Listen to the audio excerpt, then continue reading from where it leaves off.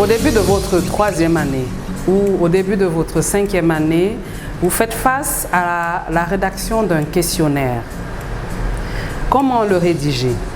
L'objectif de cette vidéo, c'est de vous donner des astuces qui vont vous aider à rédiger de manière logique un questionnaire, mais surtout de manière simple et efficace.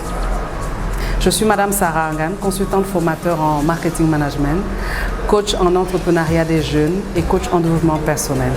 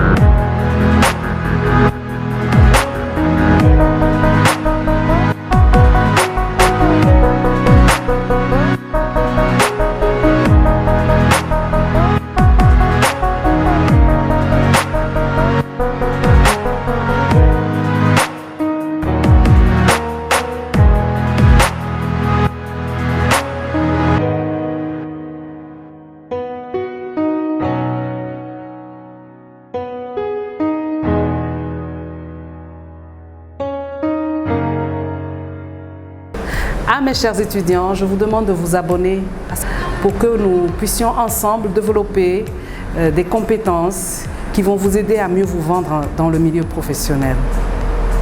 Comment rédiger mon questionnaire? Tout commence par quelques prérequis. Déjà, il faut que le thème soit applicable à une entreprise. Il faut que vous ayez un concept pratique. OK? Le nombre de questions, le maximum, c'est 12.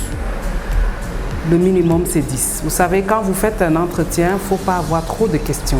À la fin, la personne va se lasser. L'échantillon, puisque la plupart du temps, vous prenez des échantillons au hasard, allez jusqu'à 200 pour avoir un peu plus d'impact. OK? La conception du questionnaire se fait à travers un logiciel ou deux, soit le Sphinx, soit Excel, parce qu'après il vous faudra représenter vos résultats à travers des diagrammes. Dans notre cadre pratique, nous avons choisi un thème, analyse de la stratégie de fidélisation dans le secteur bancaire.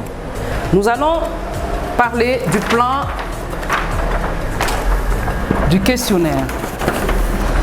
Le questionnaire commence par une introduction. Il faut dire toujours pourquoi est-ce que vous écrivez ou vous administrez ce questionnaire. Bonjour, dans le cadre de la rédaction de notre mémoire de fin d'études, dont le thème est « Analyse de la stratégie de fidélisation dans le secteur bancaire », nous vous soumettons ce questionnaire afin de recueillir quelques informations. Nous vous assurons l'anonymat de vos réponses. Merci pour votre collaboration. Ici, la personne que vous avez en face de vous est rassurée que ce n'est qu'un travail académique, alors elle est à l'aise pour répondre à vos questions. Dans la deuxième partie du plan, nous avons le corps du questionnaire. Vous allez nommer par thème d'abord. Une fois que vous nommez par thème, c'est facile de formuler les questions. Vous allez voir que j'ai nommé par thème. Les thèmes aussi dépendent du sujet. Moi, je parle de la stratégie de fidélisation. D'abord, il faut que j'identifie la cible. Le genre, c'est la première question. Tranche d'âge, catégories socio-professionnelles. Ici, ça peut aller jusqu'à 4 questions, puisqu'on peut parfois chercher à connaître l'adresse de la cible. C'est important. Moi, je me suis arrêtée à la catégorie socio-professionnelle et j'ai mis des réponses. Donc, la personne n'a qu'à cocher une des cases. Au niveau de la catégorie socio-professionnelle aussi, j'ai commencé par étudiant et non par élève parce que je suis dans le secteur bancaire. Et j'ai essayé de lister quelques éléments qui répondent à qui peuvent répondre à cette question. Le thème 2, ce sera la notoriété de la banque. Oui, quand on parle de fidélisation, il faut aussi penser notoriété. Elle permet ici d'évaluer à peu près la notoriété et les moyens par lesquels la structure se fait connaître. Depuis quand êtes-vous client? Oui, là aussi, comme on parle de fidélisation, il faut voir aussi la durée de la relation. Plus de 10 ans, plus de 5 ans, 3 ans, 2 ans et ainsi de suite. Au niveau du thème 3, nous commençons à entrer dans notre vif du sujet, les techniques de fidélisation.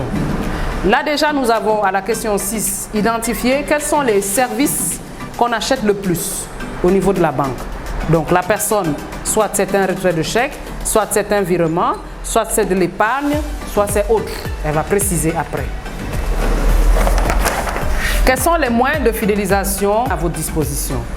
Nous avons énuméré l'email, les réseaux sociaux, self-care, le parrainage, la démarche omnicanal qui englobe tout, l'enquête de satisfaction.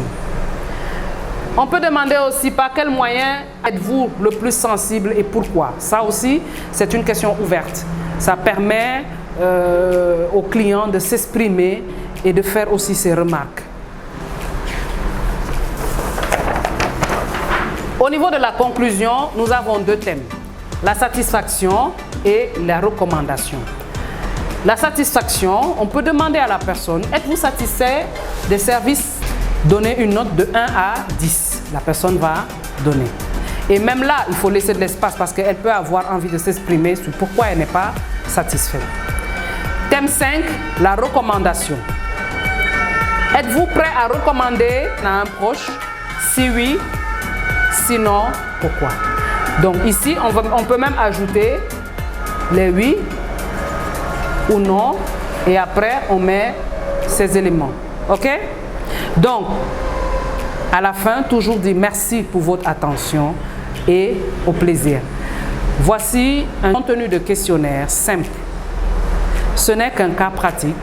Vous pouvez l'adapter à tout thème. Il suffit surtout d'avoir un cadre d'entreprise.